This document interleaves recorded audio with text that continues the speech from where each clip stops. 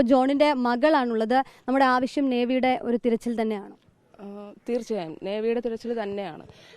ഞങ്ങൾ മെമ്പറിനെയും ഞങ്ങളുടെ MLA-നെയും വിളിച്ചിട്ട് ചോദിച്ചപ്പോഴത്തേക്കും അവർ പറഞ്ഞെന്താണെന്ന് വെച്ചാൽ 5 കൂടുതലോ പേര് കടലിൻ്റെ അപകടത്തിൽപ്പെട്ടാൽ മാത്രമേ നേവിയോ അല്ലെങ്കിൽ സെൻട്രൽ ഗവൺമെൻറ്റോ ഇതിനകത്ത് ഇടപെടൂ എന്നുള്ളതാണ്. ഇത് 5 കൂടുതലോ പേരുടെ അല്ല, കടലിൽ ഓഖിക്ക് ശേഷം കടലിൽ ജീവൻ പൊലിഞ്ഞ പല ലക്ഷം ആൾക്കാരുടെ ഒരു ഒരു ഒരു ഒരു അഭ്യർത്ഥന കൂടെയാണിത്. പല ലക്ഷം ആൾക്കാരുടെ ജീവൻ ഇതുപോലെ പൊളിഞ്ഞു പോയിട്ടുണ്ട്. ഇനി നാളെ അപകടം വരും, മറ്റൊന്ന് അപകടം വരും. അത് നമുക്ക് നിർത്തിവെക്കാൻ പറ്റുന്ന ഒന്നല്ല.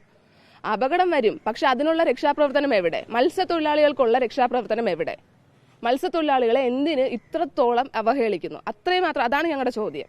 എന്തിന് ഇത്രത്തോളം? അവരുടെ കയ്യിൽ നിങ്ങൾ ടാക്സ് വാങ്ങുന്നില്ലേ? അവരുടെ വള്ളം തുടങ്ങി, വല തുടങ്ങി, അവർ വാങ്ങുന്ന മത്സ്യം തുടങ്ങി, അല്ലെങ്കിൽ അവർ കഴിക്കുന്ന മത്സ്യം തുടങ്ങി എല്ലാത്തിനും നിങ്ങൾ ടാക്സ് വാങ്ങുന്നില്ലേ? അവർ സിറ്റിസൺസ് അല്ലേ? അതാണ് ഞങ്ങളുടെ ചോദ്യം. നമ്മൾ ADA കാണാനാണ് വന്നിട്ടുള്ളത്. ഒരു പ്രതീക്ഷയുണ്ടോ നിലവിലിപ്പം? ഒരു പ്രതീക്ഷയും ഇല്ല. കാരണം 9 മണിക്ക് എത്താമെന്ന് പറഞ്ഞു. ഇപ്പം നിങ്ങൾക്ക് സമയം അറിയാമല്ലോ, എത്ര മണിയായി? ഇതുവരെ ADA ഇവിടെ ഓഫീസിലെത്തിയിട്ടില്ല. ആൻഡ് മോർ ഓവർ ഇവിടുത്തെ ആൾക്കാരുടെ അടുത്ത് ചോദിക്കുമ്പോഴത്തേക്കും ഇവിടുത്തെ ഓഫീസേഴ്സ് പറയുന്നത് ഞങ്ങൾക്ക് ഇത്രയും സിസ്റ്റമേ ഉള്ളൂ. സിസ്റ്റം ഇത്രയും എഫിഷ്യൻ്റ് ആയിട്ടുള്ള ഒരു ഇന്ത്യയിൽ ലോകത്തിലെ നമ്പർ 1 പോപ്പുലേഷൻ ഉള്ള ഒരു കൺട്രിയാണ് ഇന്ത്യ ഇന്ന്. അത് മറന്നിട്ടാണ് പലപ്പോഴും പലരും പെരുമാറുന്നത്. അപ്പോൾ ഇത്രയും എഫിഷ്യൻ്റ് ആയിട്ടുള്ള ഡിഫൻസും എത്ര കോടി രൂപയാണ് ഡിഫൻസിൻ്റെ പേരിൽ അല്ലെങ്കിൽ സെക്യൂരിറ്റിയുടെ പേരിൽ നിങ്ങൾ ഒരു ബഡ്ജറ്റിൽ നിങ്ങൾ ഇടുന്നത്? അതിൽ എത്ര കോടി രൂപയാണ് അല്ലെങ്കിൽ അതിൽ എത്ര ലക്ഷം രൂപയാണ് നിങ്ങൾ ഇവിടുത്തെ മത്സ്യത്തൊഴിലാളികൾക്ക് വേണ്ടിയിട്ട് നിങ്ങൾ കുറേ ഫിഷറീസ് ബഡ്ജറ്റൊക്കെ ഉണ്ടല്ലോ, അതൊക്കെ നിങ്ങൾ എന്ത് ചെയ്യുന്നു? ആ ബഡ്ജറ്റൊക്കെ നിങ്ങൾ എവിടെ പോയി ആർക്ക് വേണ്ടി കൊടുക്കുന്നു? ഇത്രയും ഇൻഎഫിഷ്യൻ്റ് ആയിട്ടുള്ള ഓഫീസേഴ്സിനെ വെച്ചിട്ട് അവർക്ക് വേണ്ടിയിട്ട് അവർക്ക് എന്ത് ചെയ്യണമെന്ന് പോലും അറിയത്തില്ല. കടലിൽ പോയി കടലിൽ ഒഴുക്ക് ഉണ്ടെന്ന് അവർ പറയുന്നു. ഈ ഒഴുക്കിന്റെ മീനിങ് എന്താണെന്ന് ഇവിടുത്തെ ഓഫീസേഴ്സിന് അറിയോ? കോസ്റ്റ് ഗാർഡിന് അറിയോ? ഇല്ല. FIR എഴുതാൻ വേണ്ടിയിട്ട് മാത്രം, നേരത്തെ പറഞ്ഞ പോലെ FIR എഴുതാൻ വേണ്ടിയിട്ട് മാത്രമുള്ള ഒരു ഓഫീസ്. അതാണ് ഇപ്പോഴത്തെ കോസ്റ്റ് ഗാർഡ്. ഞങ്ങൾക്ക് വേണ്ടത് അതല്ല. ഞങ്ങൾക്ക് വേണ്ടത് സൊല്യൂഷനാണ്. ഇന്ന് തന്നെ ആ സൊല്യൂഷൻ കിട്ടുകയും വേണം. ഇന്ന് 5 ദിവസം അതിൻ്റെ അച്ഛൻ ഇന്ന് കടലിലായിട്ട് ഇവരതിനുള്ള മറുപടിയോ അല്ലെങ്കിൽ അവർക്ക് വേണ്ടിയിട്ടുള്ള കറക്റ്റായിട്ടുള്ള ഒരു നടപടിയോ ഇതുവരെ എടുത്തിട്ടില്ല. ഇതൊക്കെ മുഖ്യമന്ത്രിയുടെ വീട്ടിൽ ഇത് സംഭവിച്ചെങ്കിൽ എന്ത് ചെയ്യുമായിരുന്നു? പ്രധാനമന്ത്രിയുടെ വീട്ടിൽ ഇത് സംഭവിച്ചെങ്കിൽ എന്ത് ചെയ്യുമായിരുന്നു? നിങ്ങൾ വെറുതെ ഇരിക്കുമായിരുന്നോ? നിങ്ങൾ ഇന്ന് എല്ലാം ഏറിയായിരുന്നു. ഒരു സിംഗിൾ കാര്യം പോലും ഇല്ലാതെ മുഖ്യമന്ത്രി ശ്വാസം വിടുന്നത് വരെ നിങ്ങളെ എത്ര ശ്വാസം വിട്ടെന്ന് വരെ നിങ്ങൾ ഏറിയുമായിരുന്നു. ബട്ട് അത് ചെയ്തിട്ടില്ല. ഇത് അനാസ്ഥയാണ്. ഇത് വളരെ വലിയ അനാസ്ഥയാണ്. ഇതൊന്നും നമുക്ക് വച്ചുറപ്പിക്കാൻ പറ്റത്തില്ല. ഞങ്ങളും സിറ്റിസൺസ് ആണ്.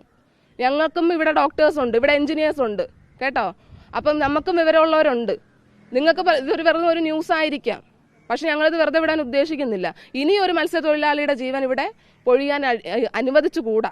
അപ്പം അത്രയ്ക്കും ഇൻഎഫിഷ്യൻ്റ് ആയിട്ടുള്ള സിസ്റ്റം ആണെങ്കിൽ നിങ്ങളത് എടുത്തു മാറ്റണം, റിസൈൻ ചെയ്തിട്ട് പോകണം. നിങ്ങളെ കൊണ്ട് പറ്റുന്നില്ല എന്നുണ്ടെങ്കിൽ. കടലിൻ്റെ മക്കൾക്ക് കടലിൻ്റെ ആഴം അറിയാം. ആ ആഴത്തിൽ എങ്ങനെ പണി ചെയ്യണമെന്നറിയാം. അവർക്കറിയാം അവർക്ക് എന്താണ് അവരുടെ പണി അവർ നോക്കിക്കോളും. നിങ്ങൾ അതിന് തടസ്സം എന്ന് പറയാൻ നിങ്ങൾ ആരാണ്? നിങ്ങൾ ഈ ന്യൂസിന്റെ പേരിലും അല്ലെങ്കിൽ ഇതിന്റെ പേരിൽ നിങ്ങൾ കുറെ റെസ്ട്രിക്ഷൻസ് ഒക്കെ വയ്ക്കുന്നല്ലോ. ഈ റെസ്ട്രിക്ഷൻസ് ഉണ്ടാക്കി ഇടുന്നല്ലോ. ഈ ഇടുന്ന റെസ്ട്രിക്ഷൻസ് കൊണ്ട് എന്തെങ്കിലും യൂസ് ഉണ്ടോ? കടലിലെ മത്സ്യത്തൊഴിലാളി നിങ്ങൾ 300 രൂപ, നേരത്തെ ചേട്ടൻ പറഞ്ഞ പോലെ നിങ്ങൾ 300 രൂപ വീതം ഒരു കടലിൽ പണിക്ക് പോലെ നിങ്ങൾ കൊടുക്കുന്നുണ്ട്. ആർക്ക് കൊടുത്തു? നിങ്ങൾ ഇതുവരെ ആർക്കെങ്കിലും ഒരാൾക്ക് 1 രൂപ നിങ്ങൾ കൊടുത്തിട്ടുണ്ടോ? ഇതൊക്കെ എന്തുകൊണ്ട് നിങ്ങൾ മോണിറ്റർ ചെയ്യുന്നില്ല?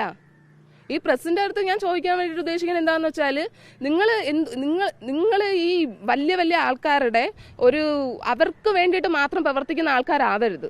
ജൂറിസ്ഡിക്ഷനിൽ പോലും എന്തുകൊണ്ട് പ്രസിനെ ഉൾപ്പെടുത്താത്തത്? പോലീസിനൊരു ഘടനയുണ്ട്, IFS-ന് ഘടനയുണ്ട്, അല്ലെങ്കിൽ IASർക്ക് ഒരു ഘടനയുണ്ട്. അവർക്കൊന്നുമില്ലാത്ത ഇത് നിങ്ങൾക്ക് തരുന്നുണ്ട്. എന്തുകൊണ്ടാണ്? ഒന്നിലും അവരെ ഉൾപ്പെടുത്തിയിട്ടില്ല. നിങ്ങൾ ഫ്രീ ആൻഡ് ഇൻഡിപെൻഡന്റ് ആയതുകൊണ്ടാണ്. നിങ്ങൾക്ക് ചോദ്യം ചെയ്യാം. നിങ്ങൾക്ക് ആ ചോദ്യത്തിനുള്ള ഉത്തരം നിങ്ങൾക്ക് കിട്ടുന്നത് വരെ നിങ്ങൾക്ക് എല്ലാം ജനങ്ങളിൽ എത്തിക്കാൻ പറ്റും. പല ജനങ്ങളിലും ഇത് അറിയുന്നില്ല. ഓരോരുത്തർ വന്ന് കമന്റ്, നിങ്ങളുടെയൊക്കെ അണ്ടറിൽ തന്നെ കമന്റ് ഇടുന്നവർ ഒരു നല്ല കാര്യം ചെയ്താൽ പോലും നെഗറ്റീവ് കമന്റ് ഇടുന്ന ആൾക്കാരാണ്. അപ്പം അങ്ങനെയുള്ള ഇതിൽ നിങ്ങൾ എത്രത്തോളം ആൾക്കാരിൽ എത്തിക്കാൻ പറ്റും, അത് നിങ്ങൾ എത്രത്തോളം ആൾക്കാരിൽ എത്തിക്കാൻ പറ്റുന്നതനുസരിച്ച് നിങ്ങളത് ചെയ്യുക. അത് മാത്രമാണ് റിക്വസ്റ്റ്. അത് മാത്രമല്ല, ഇന്ന് ഹെലികോപ്റ്റർ ഇറക്കി ഉറപ്പായിട്ടും ഇവിടെ ഇത് ചെയ്തിരിക്കണം, സെർച്ച് ചെയ്തിരിക്കണം. കാരണം ഇത്രയും വിശാലമായ സമുദ്രത്തിൽ 2 വള്ളം പോയത് കൊണ്ട് ഈ 5 ദിവസം കഴിഞ്ഞിട്ട് 2 വള്ളം നിങ്ങൾ എവിടെ കൊണ്ടുപോയി സെർച്ച് ചെയ്യും? അതിൻ്റെ എന്ത് എഫിഷ്യൻസിയാണ് നിങ്ങൾ ഉദ്ദേശിക്കുന്നത്?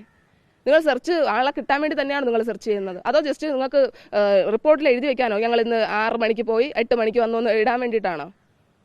ഈ നോട്ടിക്കൽ മൈലിന്റെ ദൂരം പറഞ്ഞല്ലോ. ആരെങ്കിലും ഈ കോസ്റ്റ് ഗാർഡ് ആരെങ്കിലും 10 നോട്ടിക്കൽ മൈലിന് അപ്പുറം പോയി പണി ചെയ്തിട്ടുണ്ടോ? അവർക്കറിയത്തില്ല. അവരെ കുറ്റം പറയുന്നതല്ല, ബട്ട് അതവരെ ഇൻഎഫിഷ്യൻസിയാണ്. അവർക്ക് അറിയത്തില്ല അത് ബേസിക്കലി.